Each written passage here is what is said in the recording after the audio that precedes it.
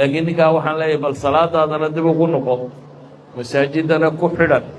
ilaahay baryadiisana badso asalaamu calaykum qofka dhalinyarada ah ee mar walba wanaag ku dadaala salaada iyo cibaadada haddana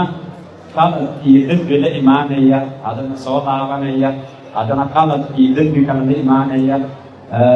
toosnaanta maxaa ku caawin kara istiqaamada iyo toosnaanta waxa ku caawiya ugu weyn waa inaad ilaahay si fiican u garanaysa maalinta qiyaamada kitaabka qur'aana waxa ugu badan ee ku qoran imaa ilaahay tawxiidkiisa iyo weynidiisa qur'aanka waxay u badan tahay aayad kasta maxay ku dhammaataa inta ugu badan leh sifa min sifaat illah in allaha caliimun xakiim casiizun xakiim gafuurun raxiim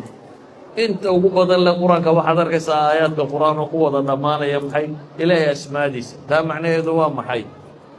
ilaahay wuu iskeen baraya laba dhanba wuu iska keen baraya sidii u naxariis